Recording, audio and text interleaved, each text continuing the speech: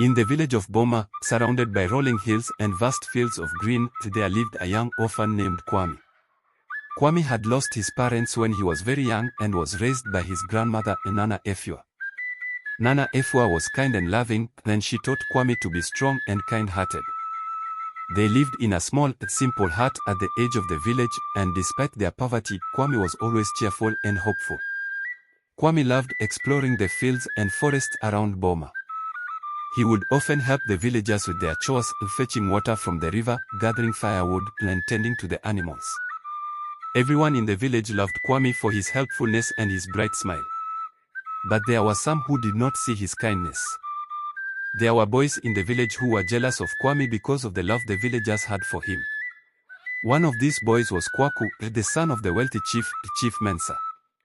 Kwaku was spoiled and always got what he wanted. He did not like Kwame and often made fun of him for being poor and an orphan.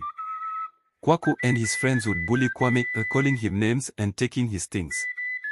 But Kwame never fought back. He would always smile and walk away, his grandmother's words echoing in his mind, "Be kind, no matter what." One day, as Kwame was fetching water from the river, he heard a cry for help. He ran towards the sound and found Kwaku trapped under a fallen tree. Kwaku had been playing near the river when the tree fell on him. Without thinking twice, Kwame rushed to help.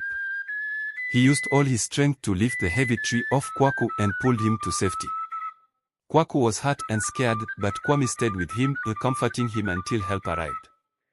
When Chief Mensah heard what Kwame had done, he was deeply grateful.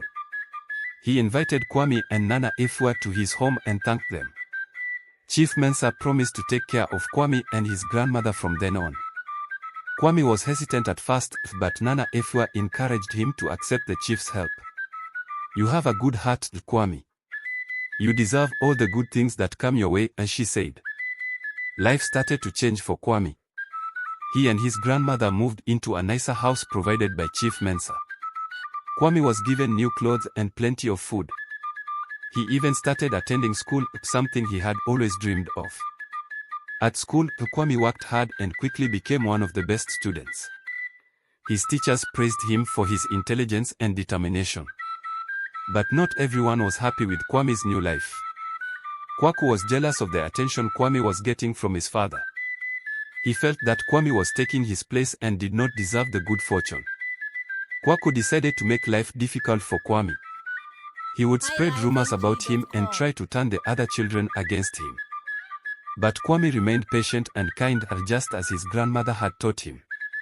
One day, the village was preparing for the annual harvest festival. It was a time of celebration and joy. The villagers would dance, sing, and share a feast together.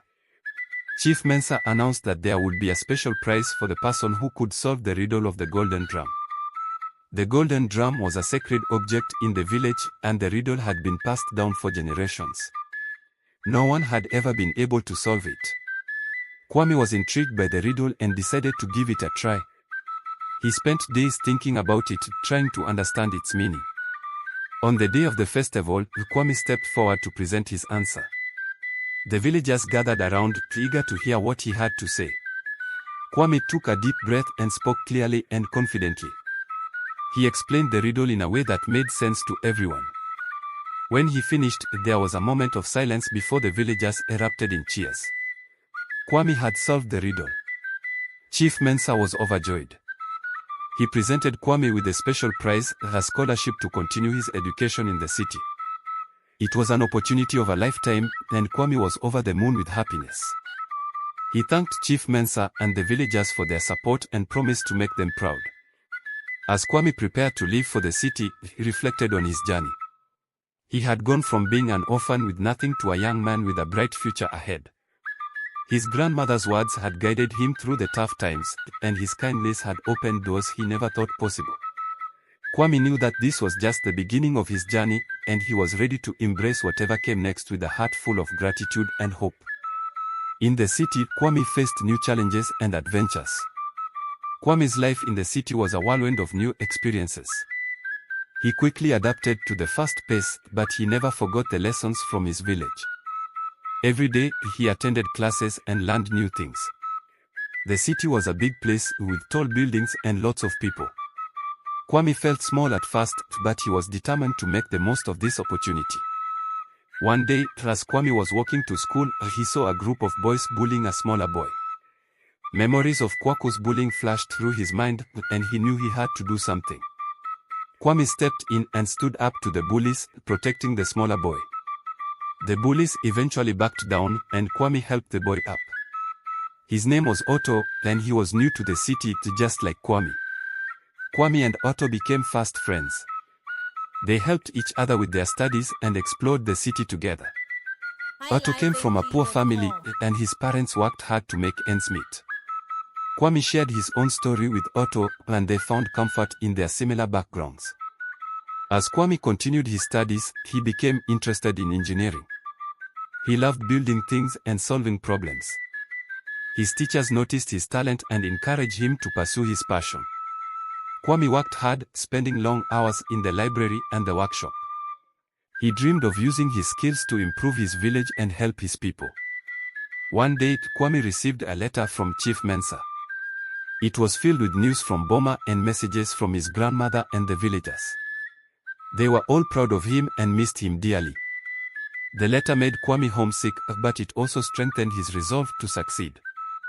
He knew he was on the right path. In the city, Kwame faced many challenges. The competition was tough, and there were times when he felt overwhelmed. But he always remembered his grandmother's words, "Be kind, no matter what." Kwame's kindness and determination earned him the respect of his peers and teachers. He made many friends who supported him through thick and thin. One evening, as Kwame was working on a project in the workshop, he heard a commotion outside. He stepped out and saw that a building nearby was on fire. Without thinking, Kwame ran towards the fire. People were panicking, and the fire was spreading quickly. Kwame noticed a woman trapped on the second floor, calling for help. He quickly devised a plan and climbed up a nearby tree to reach her. Kwame managed to break a window and help the woman out. With the help of some other brave souls, they safely brought her down. The woman, named Boma, was deeply grateful. She was an engineer too, and she offered to mentor Kwame. This was a turning point in Kwame's life. With Boma's guidance, Kwame's skills and confidence grew.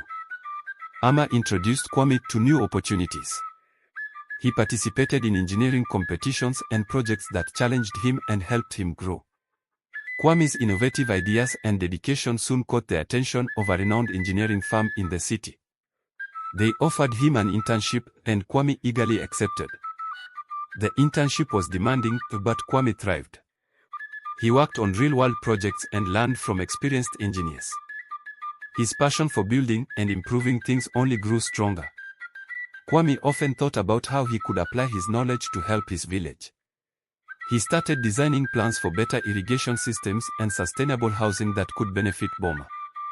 One day, during a major project presentation, Kwame's innovative design impressed the company's directors. They offered him a full-time position, but Kwame had other plans. He thanked them for the opportunity and explained that he wanted to return to his village to make a difference there. The directors were impressed by his dedication and offered to support his efforts. Kwame returned to Boma with new skills, knowledge, and a heart full of hope. The villagers welcomed him back with open arms. His grandmother, Nana Efua, was especially proud.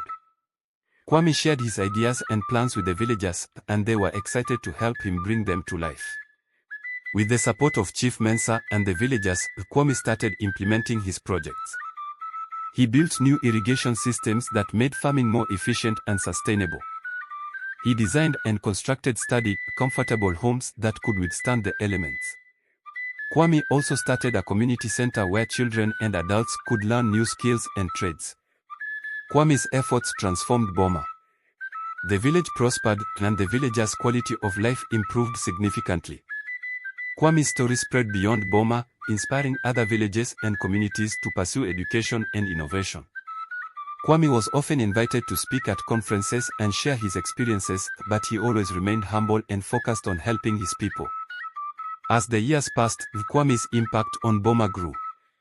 He trained young engineers and leaders who continued his work, ensuring that the village's progress would be sustainable. Kwame's dream of a better life for his village had come true, but he never stopped dreaming.